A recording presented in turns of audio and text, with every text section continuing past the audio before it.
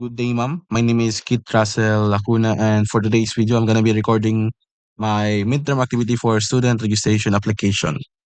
Let's now proceed.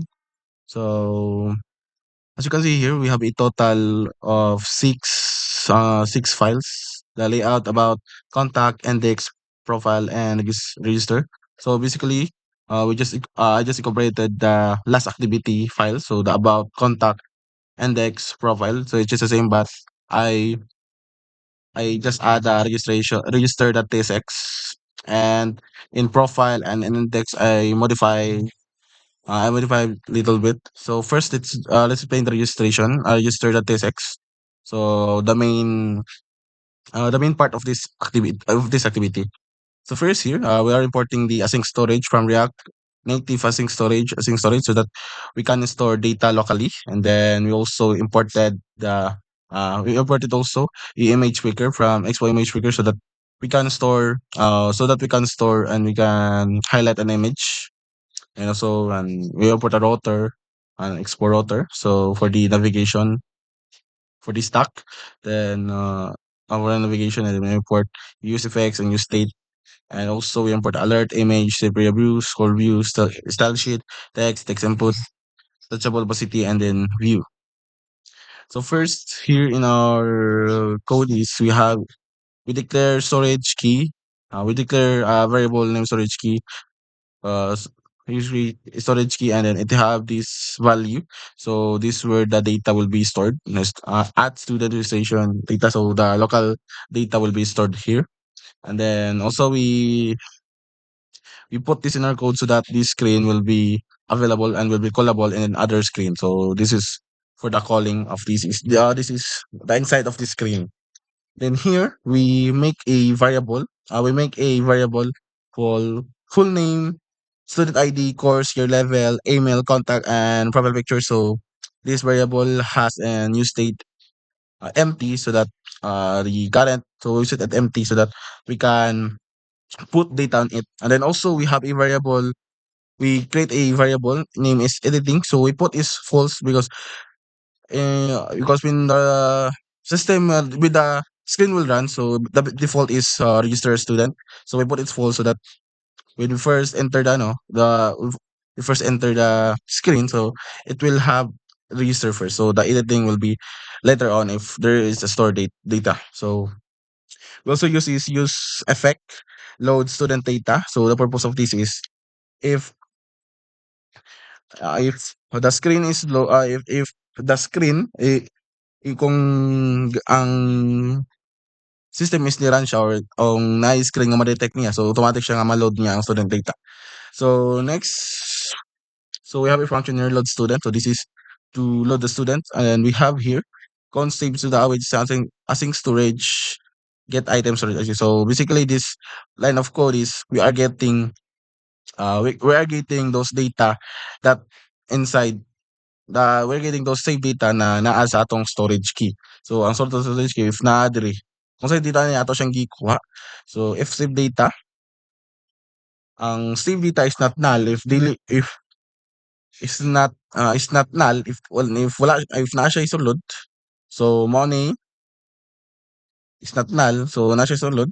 So mo ni nag-ita variable na po ato siyang gi-JSON first save data, so that we can call the save data save data from local storage. Then atong gi-set full name, set ato sa full name in data that full name, then set ID to data that student ID, data that course, data that year level, data that email, contact, profile picture, and then set editing is true. So the data here, so basically ang data dre, ang data is gikan ni sa tong save data, which is sa save data na siya value nga storage key. Basically kani siyang full name mo ni ang attribute or variable nga naa sa atong storage key for kani siya. If unsa to nang store dito, so ato ra siyang gi-call. So specific data, so from ani niya, so gitawag daw ang specific nga variable, which is the full name. So that's it. And then not error dire.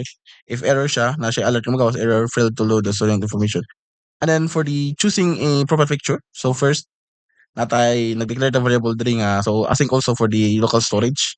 And then nag-declare the variable diri nga result. So await image picker, Lance image library async. So basically ang atong gawa diri is atong gi-call ang image library. So kung ato na siya i-click mo direct adto sa murag sa image nga library nga atong ma-edit ang picture. So natay media type diri image. So ibig sa image mato ka natay media type image. And then ang allows editing is ato siya gitro so that the user can edit it. And then aspect ani 1:1. So basically mo ning kuan nga mo ni ang default nga size sa image so ato siyang gi-1:1. So ma-crop nila pag mag-crop nila pero 1:1 ang kuan. So equivalent to square. And then the quality is 1. So it's high. Then also if gi-cancel siya, iya gabong isi-supervision and the result as it 0. So ang purpose ani niya if iyang i-cancel kani siya is automatic siya nga kung sa to'y first ngalan unsa to'y first nga letter sa ngalan ni user mo to'y mahimog profile niya. So natay for save student, so natay for save student also. So muna tong function for save student. So here for kunin siya kanang wala na ang purpose ani nga block of code is parang siya if tanan if may na information nga wala na stored ni user or wala niya na fill out so automatic siya na validation nga please fill out all required field. So full name, student ID, course is not full name, is not ano, so basically ang kunin ko if wala siya sulod. Then also so here ang kunin niya is nag-declare ta og variable nga student data. Si student data ato siyang gisulod ang mga information ng mga data is ato siyang gisulod sa object. So full name, student ID, course, year level, email, contact. So na siya sa student data. So ato siyang gi-object ang mga information nga atong gusto i-save. So and then kaning next ani niya. So para po siya sa save. So async storage that set item. So basically kaning siya automatic pag ato na siyang i-call, automatic siya nga ma-save na niyang data. But ato siyang gitagaan og kuan natay gisulod diri. So storage key. So basically ang storage key ani amo ni atong sulod sa atong local storage. So nag-key value ni siya. So basically ang key ani niya kay kani siya, kani mo ni ang key niya and then ang value niya katong mga information nga atong isulod. Then nag-add po ta dig JSON that stringify so data. So basically ato ni siyang ikuan kay pag mag-store mo tag data kani siya, pag nag-store tag data diri, automatic it turns to be object. So na siya sa object. So ato na yung gamit so that the data that being stored by the user will be converted into string. So mo na gamit ang stringify para instead of object ato siyang i-store into string. So also natay alert diri. So for the alert is editing is ano siya. So basically nag-ternary ta diri. So ata diri kanang if ang first mo kasi if i-edit niya profile if wala siya na if iyan ang edit so mo na magawas ng alert profile updated if kuan siya registration successful and also here if so same siya if ang edit ni user ang data so if profile updated and then student information has been updated successfully if the user enter siya data or bago siya register mo na magawas ng alert registration successful student information has been registered successfully. And then natay okay dire. At if maklik ng okay, ma-on press ta. If i-click ng okay, kani siya pag on press niya, pag click niya ani nga on press, mag-click ng okay is mo direct siya sa root. Atong root diri as ang index.tsx. And also natay alert. So error field ano. So also natay for the clear form para while gabila pinanto siya i-clear form so set full name, set student ID, set course, your level, set mess, so ato siyang gi-set empty. So na siya empty string diri para automatic siya ma-set og empty. Then natay alert cleared, form has been cleared. So diri nga ano, muna nga atong sa view, muna yung sa view niya. Sa muna nga makita nato nga form. So nato diri text. So mo pud siya ang isa ka kuno is if ang data is ato siya if ang data if ato ang edit ang data so sa form kaya atong gamit naman kay same ra if mag-add ta kaya atong gamit ng form is same ra ito mag-edit ta atong gamit ng form is same ra ato siyang gi-reincorporated ano siya and then if mag-edit ang kuan niya if mag-edit ta sa data so muning header niya edit student information if mag-add ta muna student registration na magawas so nata diri for the on press choose profile Kumpara sa pagkadog profile image, ang source sa image is profile picture, style, natay style diri, and then also picture placeholder, katong placeholder nga so ato din siya ikuan gi-set na siya kuan lingin. So set profile. So muna na itong form, full name, ato siyang gi-unshade text so that ma-change siya ang full name. And then natay student ID, natay course diri, natay year level, natay email address. So ang email address ato siyang gibutang value og email. Gibutang nato siya og keyboard type to email address so that it will have the at symbol. Autocomplete na to. And then for the contact number, so ato siyang ang keyboard type niya is gibutang mo siya in to fontpad. So fontpad ang magawas. And then save button here. So also if editing, if ato siyang gi-edit, so update profile ang magawas, if gaad lang ta save profile ang magawas. So for the clear form, so this is also our style that being used for the title. So same na rin siya sa same na siya sa other activity. So same style lagi din siya. So ang difference na kanina siya ma'am, so this is the ano siya profile image sa yung profile image sa user. So ang width niya 100, ang height 110, also 110 ang width. And then border radius 55 so that we can ma-achieve na to tong 50, ma-achieve na to yung circle nga size. Then the border width is 3, so na siya nato siya kulag coloran of blue. So ang place also the placeholder, so same rin siya ni. So same lang siya sa button mo gapon sa image, clear button, say button text, input. Then now ma'am, let's now proceed to the profile. Profile muna tayo. So sa tong profile diri same nga po siya. So first kay import ta og kasing storage. So basically same lang gid siya. So ato lang gi-add diri is kanilang asing storage, and then the use focus opaque, and then also ga-add ta ning use callback use state. Use callback. Then kaning same ra gyapon siya diri. And then also we are calling a storage key. Nag-declare na ba tayo verbal storage key, and then gitawag na to si local storage at storage yung data. And then for the profile screen ma'am, profile screen, ato muna yung header gyud para muna yung kani siya nga line of code diri, kani nga line of code inside is belong to the profile screen. So next is declare the direct student, use state any na. So ang purpose ani use state any null, i-declare na variable, i-declare use state any null so that it will store any variable, any types of data.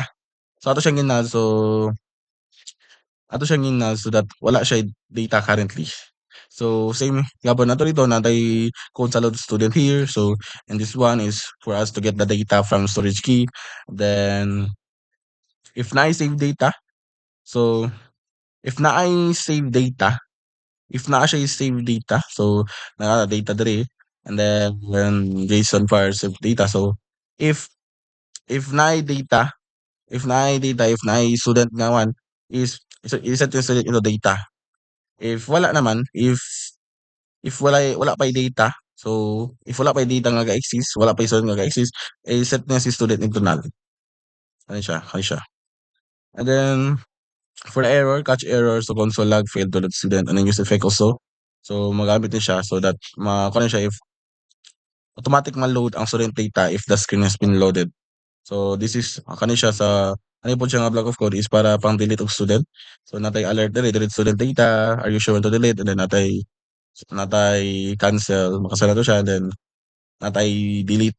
So cancel nga button, delete nga button, and then on press async pag ato siyang gi-delete, pato siyang pwede what nga matawag si await storage, remove item. So bago ato nang delete, automatic siya kaning remove item is purpose niya is to delete the information in storage key. So isa ra ni siya ato siyang gi-direct sa storage key because currently ang style sa tong pag-install data isa ra gyud siya ka data. One data at a time, so isa ra gyud siya. So dili siya daghan nga ma-store, isa ra gyud ang ma-store. So mag-store tag data, so automatically dili na maka-store balik. Dili na siya i-delete para maka-store tag balik og data. Then the alert nga delete, student information has been deleted. Then click OK, and then pag-click natin OK, so the router, so balik na punta sa root, so which is the index of DB kani siya. Then nato error, if error failed. So here mo niya tong if student, kani po siya if walay student nga ga-exist o walay student na register, mo na yung magawas muna magawa sa atong screen. Kani siya ang kaniya is muna magawa sa atong screen, view muna magawa sa atong screen, no? No student profile, and then ay magawa say please register your student, and then natay button 3. So if you click ni sa student or sa user, it will be directed to the register TSX. Register student also button to. Then next mo ni ang sulod atong kuan. So here as you can see natin profile card, so style, so profile circle ani siya. So same na ba siya dito. Kung sa atong gi-store sa register, so same ra siya. So naka-ternary ni siya, no. So mogawas ni siya if na user na mogawas ni siya kani mo na yung mogawas. So mo ning default if naay picture nga ga-exist mo na mogawas. If walay picture ga-exist, ang atong choice diri kay ato siyang student full name. So di ba student dot full name katong gitawag sa full name. But here atong gi-set student dot full name char character at. So character at atong i-locate. So kaning butang ng 0 kay atong gitawag sa index 0. For example, ang name niya si wala siya butang profile. And then ang name niya is Kit Russell. So kanang sa name niya nga Kit Russell, atong gitawag ang index niya, index 0. So basically the index 0 of that is the K. So automatic siya nga K ang mabutang. Automatic siya nga K ang mabutang. So here na nata diri sa gitawag nato ang data nga student full name, student course. So kani sa profile same naman siya sa other activity ma'am, no. So the style is just the same, ato lang ato lang siyang gi-modify para ang data niya instead nga static ato siyang gi dynamic. So student course, natay lain gapon, so student IDs, student year level. So that email, then so yun that contact, and then also if ato na siyang i-edit, so mo-direct ta sa register. So sa TSX, then napo tayo delete. So pag delete on press delete, so matawag niya tong process na dili nga delete kani siya, matawag na siya directly, and then pag diktato diretso mo bukas. And then the style is just the same ma'am, no. Ato nang ipang-add tong profile circle ni. Kani yung profile circle is same ra gyud ni siya, Then na default kani siya mga default initial bago na siya tong initial nga. So siyang bold katong pag walay picture, so initial mo gawas man ni siya. So same ra gyud na siya sa last kay ato man gi-modify yung profile. And then also ang last nato nga i-showcase diri ma'am is ang index kay ato man na siyang gi-modify gamay. So also here ato gyud import kay naman contact storage tiga public storage, and also here. So same naman sa ato siyang ipang-import, and then nag-declare ta og variable sa storage key para matawag nato ang atong local storage. Then here ato ra ning gibutang para siyang gibutang para matawag nato ang data sa student. So in this particular part of code is atong pag-load student, ato ra siyang gitawag ang data. So ato ra gitawag diri isang full name lang. So mo ning kani tigang code to load the student data, ato lang gitawag kay full name. So taas siya pero full name lang gitawag ato gi-get item ang storage niya kung atong gikuha tong storage, gikuha nato yung information ang storage key, save data, and then also here atong gi-set ato sa student name and data that full name. So full name lang atong kuhaon diri nga part. Then pag error siya so lag field again. Then also here gamit ani para if ni run ang screen automatic siya ma-load ang student data. So here ako lang i-modify diri ma'am, no. Ako lang i-modify diri sa index.tsx is only the name. Kasi sa last na 'to last na ko nga activity ang ibot so naka-static man ang data. So directly pag namo-kuan ka sa IndexDB sa index is automatic siya Kit-Russell ang gawas. So wala siya naka-specify. So basically ang mahitabo man ani ma'am if wala siya if walay data, so if walay name, so walay student, so walay name magawas ito. So if na siya student, so automatic magawas si student data. Student name, so automatic magawas si student name. So na student name magawas. So I think ma'am that's it. So more na akong na-modify. And also sa update din ma'am, no.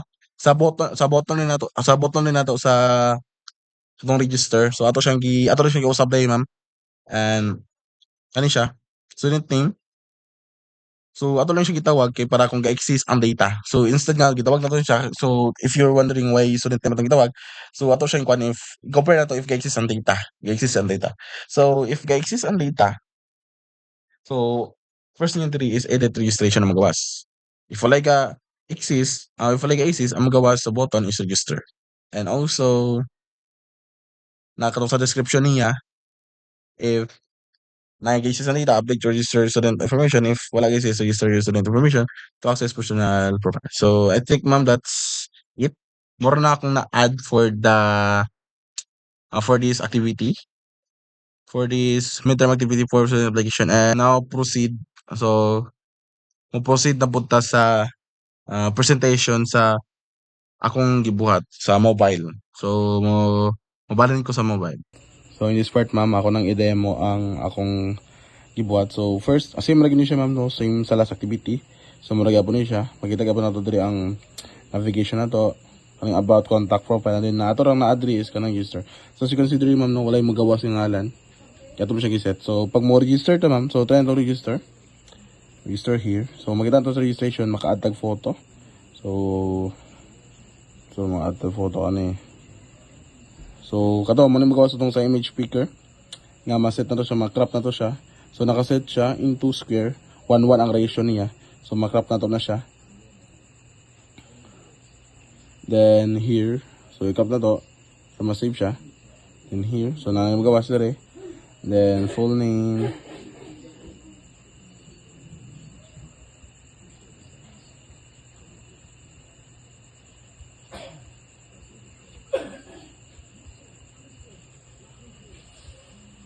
Then ma-set tag ID number man.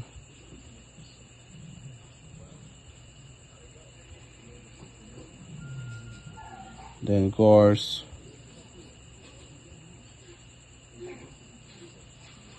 Your level. Say 4 lang. Then email address.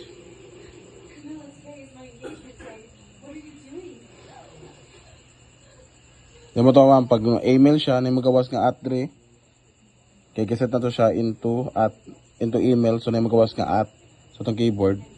Then pag number na so automatic phone pad. So here. Then pag ato na siyang i-save, no. So na naman siya ma'am. Pag ato na siyang i-save. So for example, wala empty ma'am. So ato siya i-try ang error, ang validation niya. So error siya. So wala tayo kaputan to your level. Di ba ato siyang i-save, na magawas nga please fill out all required field. So na ito fill up. So nito yung putang. Then after that, if ato i-click ang save profile. Pag ato na siya i-click ang save profile, doon siya magawas. No. Registration successful. Student information has been registered successfully. Then as you can see here ma'am, no, makita na to nga nanay nakabutang ngalan. Kaya to siyang giset. If naay exist student, automatic nga mo na magawas. If wala yung magawas. Ano. Then also, as you can see sa button, na-change siya. Na-change ang name into edit registration, and na-change po ang ngalan. Ay ang description, update register instead of register lang. Then ito mong change din ma'am. So morning ka to sa index. So registration. Ito na i-click. So same kung may edit information. And then here ma'am, no. Then let's proceed sa profile. So muna itong profile, makita na ito dire. So katong naka-register pa tag 00. So muna siya naka-register sa 0. Then profile, then the name, profile. So mura na siya, so on so forth. Then click na siya, makita na ito dire. Here. So sa mag-use siya, but nag-add lang tag mga more information dire. Nag-add tag more na ano siya. Para siyang i-delete ma'am, no. So tayo ito i-delete. So if we delete this data, dito na siya. So deleted information has been deleted. And then pag balik natin sa profile, na magawas siya. No student profile, register student. So register as student. So atong i-try ang clear form. So mag-random din nun ta. So pag clear form, kung ato na siyang i-clear form, so form has been cleared. So ay magawas. So I think ma'am, that's it for my presentation in mobile, and then for the explanation of code. Thank you and God bless.